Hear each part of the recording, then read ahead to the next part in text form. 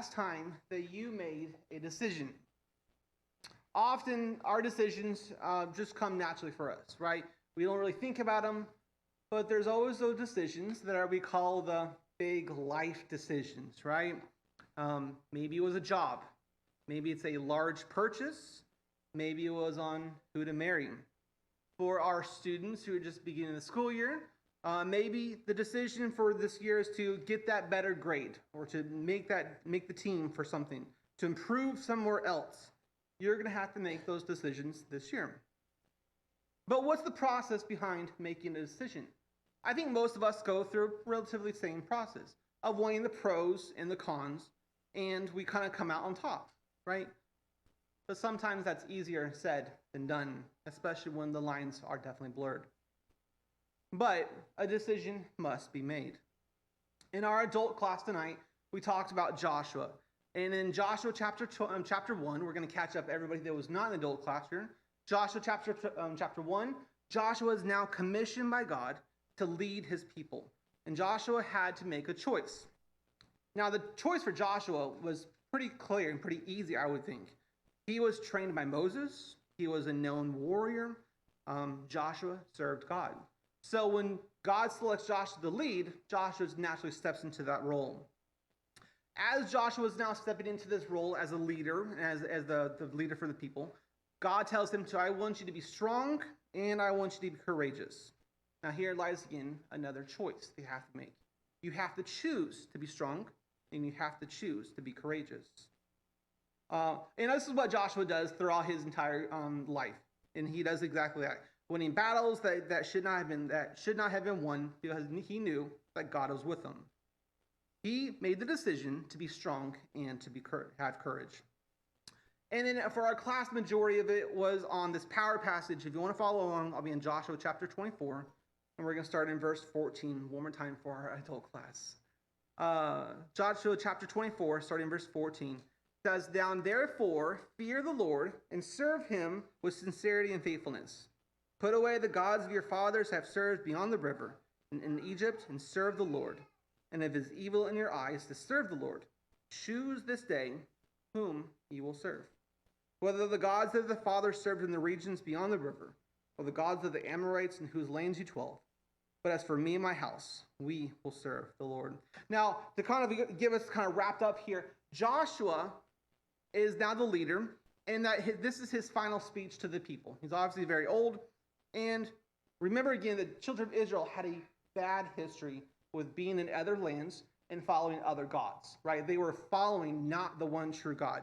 So Joshua says, I want you to choose whom you're going to serve.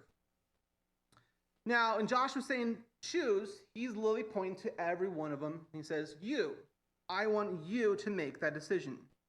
Choose whom you will serve.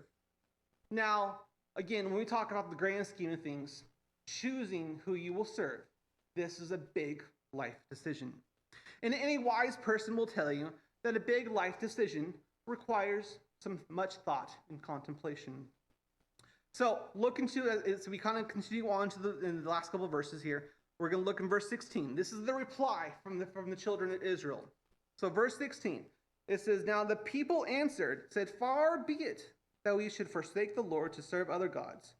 For the Lord our God hath brought us up out of our fathers in the land of Egypt, and out of the house of slavery, and those who did great signs in our sight, and preserved us in all the ways that we went among the peoples through whom we passed. And the Lord drove out before us all the peoples of the Amorites, who we live in the land. Therefore we will serve the Lord, for he is our God." Now this is a great answer, right? Maybe, right? It seems like they kind of just, I'm gonna serve the Lord. Yep, Joshua's saying serve the Lord. They're going, yes, I'm gonna serve the Lord. Well, maybe not. Joshua goes, not so fast. Verse 19, "But Joshua said to the people, you are not able to serve the Lord, for he is a holy God. He is a jealous God. He will not forgive your transgressions or your sins. If you forsake the Lord and serve other gods, he will turn and do harm and consume you, having done you good." Now, I said, can you almost feel the tension here? Joshua says, choose. They're going to say, okay, we're going to choose. Joshua says, no. This is not a choice of like, this is can I have orange juice or water here? This is a life-altering decision here. You cannot just shoot from the hip and say, it's okay. We're just going to do what we did in the past. Joshua's saying, you need to make a definitive choice, right? This is a life-altering decision. This is not something they could do haphazardly.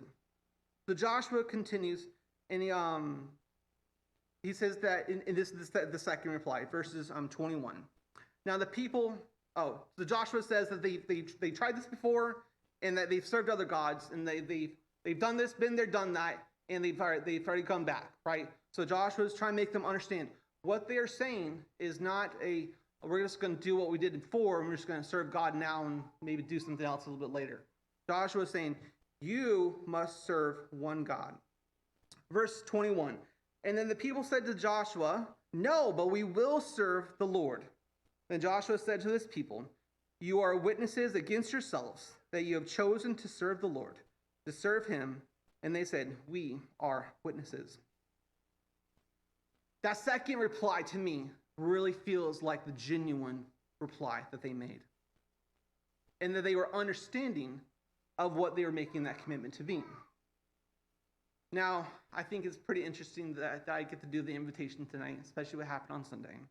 So I'm going to give you a little insight. So on Sunday morning, Piper was talking to us in the car, and she said she wanted to get baptized. And as we talked in the car, the thing I wanted to know the most was that this is a big life choice.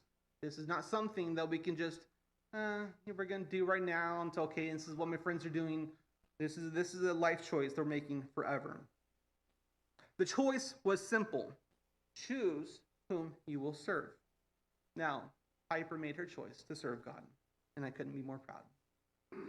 It took strength to walk to the front of the building. It took courage to stand in front of all these eyeballs and look at you and say, I need help. So tonight, the invitation is very simple, and it is what Joshua gave to the people. And it is, choose for this day whom you will serve. Are you going to make that choice, or will you have the choice be made for you? If you have a need, will you come as we stand and sing?